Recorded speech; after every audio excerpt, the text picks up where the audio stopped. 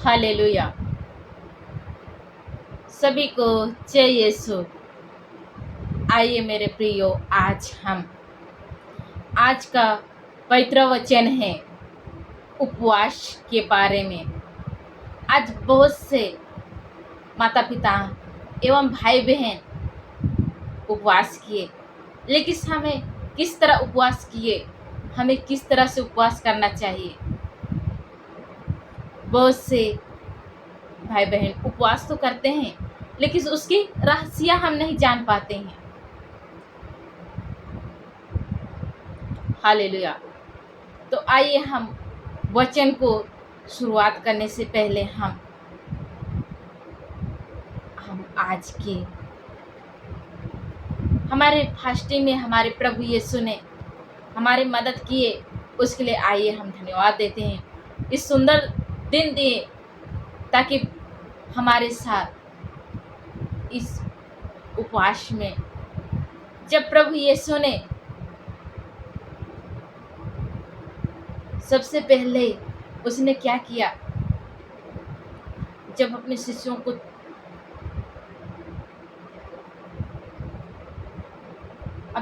को शिक्षा देने से पहले क्या किया है, प्रभु यीशु ने उपवास किए 40 दिन 40 रात। उसके बाद प्रभु यीशु के पास शैतान आया उसकी परीक्षा लेने के लिए। कई बार हमारे जीवन में भी हम उपवास परहेज करते हैं, लेकिन हमारे जीवन में भी वो परीक्षाएं होती है। तो आइए हम आज की वचन को आइए एक छोटा सा गीत के द्वारा हम शुरुआत करते हैं। बरा है ये सोर बायो एमाय कया मलानो बरा से ओकासे। बरा है ये सोर बायो एमाय कया मलानो बरा से ओकासे। बैबल पाड़दा मनींगनिम बेददा नींग संगेरा बेददा। बैबल पाड़दा मनींगनिम बेददा नींग संगेरा बेददा। बरा है ये सोर बायो एमाय कया मलानो बरा से ओकासे। गिरजा का दामनी गनिम्बेददा नींग संगेरा बेददा। गिरजा का दामनी गनिम बेददा नींग संगेरा बेददा। बरा है ये सोर बायो एमाय कया मलानो बरा से ओकासे। बरा हालेलुया। बिनती नांदा मने गनिम बेददा मनींग संगेरा बेददा। बरा है ये सोर बायो नींग एमाय कया मलानो बरा से ओकासे। हालेलुया। तो मेरे प्रियो, इस गाना के माध्यम से हम चर्च जाते हैं, बाइबल पढ़ते हैं। हम किस लिए पढ़ते हैं? हम उसके साथ रहने खोजते हैं। हालेलुया। तो हमें आज क्या है, उपवास। केवल हमें खाना का त्याग करना केवल उपवास नहीं होता है। हमें उपवास वही होता है जो प्रभु को हम अधिक समय दें, उसके साथ हम बातें करें। जब हम डेली रोटी जो करते हैं उससे थोड़ा सा और ज़्यादा प्रभु यीशु के साथ टाइम स्पेंड कीजिए, उसके साथ टाइम बिताइए। हालेलुया। और जब हम सुबह सबसे पहले उठकर हमें जब भी हमारी आँख खुलता है, जब हम फास्टिंग की तैयारी करते हैं, उस समय हमें एक वचन लेना चाहिए। उसी वचन के माध्यम से हमें हमारी आराधना करना चाहिए। उस वचन के माध्यम से हमें प्रभु के साथ हमने अपनी बातें करना चाहिए। उसको ज़्यादा से ज़्यादा टाइम देना चाहिए, ना केवल खाना को त्याग करना एक केवल उपवास नहीं है। हालेलुया। इसलिए हम देखते हैं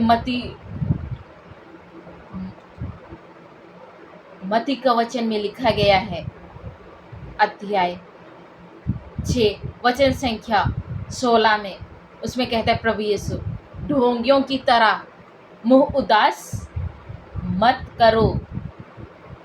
उपवास उस तरह से हमें उपवास नहीं करना चाहिए ढोंगियों की तरह से। जब हम उपवास करते हैं तो हमें अगले इंसान को पता ना चले। हम जैसे रूटीन्स में रहते हैं उसी तरह हमें रहना चाहिए, ताकि हम अगले इंसान को हमें पता ना चले कि हमारे प्रभु यीशु को, बस उसको कल पता चले। वो जानता है, वो तो हमारे बताने से पहले ही जानता है कि हम क्या कर रहे हैं, किस समय किस चीज़ को कर रहे हैं, कहाँ सही कर रहे हैं, कहाँ गलत कर रहे हैं, वे हमेशा जानते हैं। हालेलुया। इसलिए प्रभु का वचन में लिखा गया है, हम देखते हैं जब हम प्रभु यीशु हमें प्रतिदिन की हमें क्या देता है, आहार देता है कि नहीं देता है। जब हम जैसे आप मैं जिस भी हालत में हो, लेकिन आपका विश्वास उस खुदा पर होना चाहिए। खराब हालत में भी बोलना चाहिए, खुदा मेरे साथ है, खुदा मेरे साथ खड़ा है। बोलिए, खुदा आप मेरे साथ हो। आत्मिक उन्नति के लिए हमारे क्या है, बाइबल का वचन है। हमारे आत्मिक उन्नति के लिए हमारे बाइबल का वचन है। उस बाइबल के वचन को हम अपने मन से, अपने हृदय से, अपने जुबान से, अपने शब्द से, अपने मुंह से हमें उसे क्या करना चाहिए, घोषणा करना चाहिए। हम देखते हैं 1 पतरस अध्याय 1:15 में भी कहता है प्रभु यीशु, याकूब में भी कहता है अध्याय 4 में वचन संख्या 10 में, हालेलुया। और 12 में भी कहता है, मत्ती अध्याय 5 वचन संख्या 48 में भी कहता है, हालेलुया। प्रभु यीशु का वचन कहता है। तो मेरे प्रियो, इसलिए हमारे आत्मिक की उन्नति बाइबल वचन है। ये शब्द मात्रा नहीं है, ये तो क्या है, जिस तरह हमारे प्रतिदिन के आहार है, उसी तरह हमारे लिए भी इस बाइबल का वचन एक आत्मिक जीवन के लिए हमारे एक आहार है। स्वयं प्रभु के वचन में लिखा गया है, मनुष्य केवल रोटी से नहीं जीता। यूहन्ना का सुसमाचार में लिखा गया है, मनुष्य केवल रोटी से नहीं जीता, मनुष्य के मुंह से निकलने वाले हर एक शब्द से जीता है। हालेलुया। तो मेरे प्रियो, इसलिए आप अपने सारी दर्द या तो परेशानी जो भी है उसे क्या करना चाहिए, हे प्रभु आज मैं थक कर मैं आपके पास आती हूँ। जब हम उपवास करते हैं उस समय भी बोलिए, प्रभु मैं इन दिनों में मैं थक कर प्रभु जी मैं आपसे गहरे संबंध बनाने पाऊं, आपसे बातें करने पाऊं, ताकि मैं आपसे अधिक टाइम स्पेंड कर सकूं।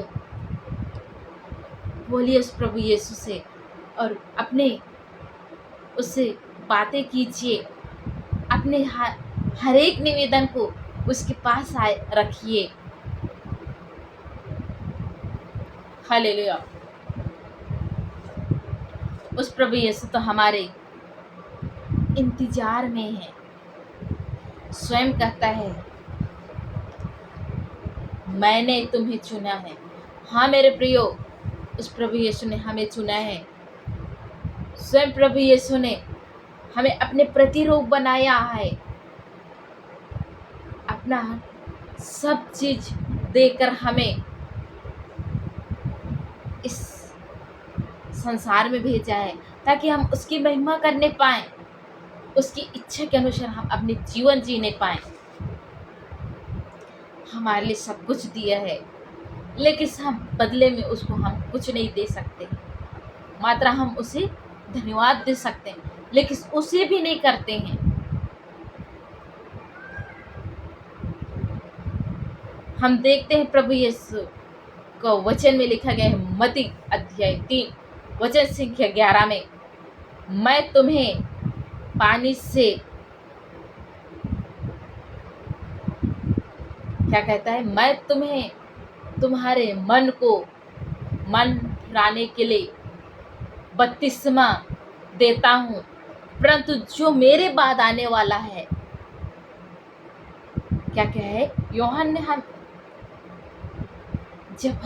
जो मेरे बाद आने वाला है वो तो मेरे से भी महान है।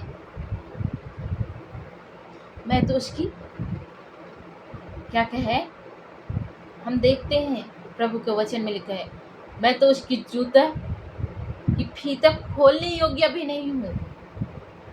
वे तुम्हें मुझसे भी शक्तिशाली हैं। हालेलुया। वे तो तुम्हें क्या करेंगे, पवित्र आत्मा से बपतिस्मा देंगे। कहते हैं हमें मिला है जब हम हमारे माता पिताओं के द्वारा ही मिला है। हमें जब हम छोटे थे तब प्रभु यीशु ने हमें लिए चर्चों में, और फादरों के द्वारा प्रभु यीशु ने हमें पवित्र आत्मा से बपतिस्मा दिया। हालेलुया। जब प्रभु यीशु ने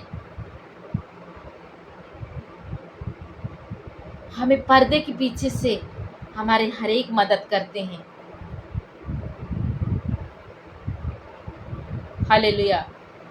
कई बार हमारे पास प्रभु यीशु गरीब बन के आता है,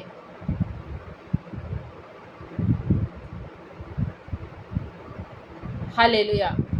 लेकिन हम उस समय हम पहचान नहीं पाते हैं और उस प्रभु यीशु का स्वागत करने के लिए हम इनकार कर देते हैं। हालेलुया। तो हम कैसे हम और प्रभु से हम प्रेम करेंगे, बोलेंगे हम तो कैसे प्रेम करेंगे? प्रभु की इच्छा के हम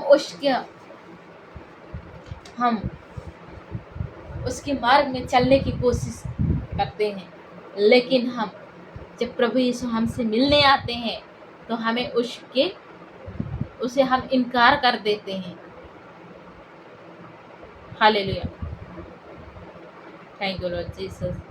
इसलिए मेरे प्रियो, हर एक व्यक्ति को प्रभु यीशु को पवित्र आत्मा है, उसको देखिए, जानिए।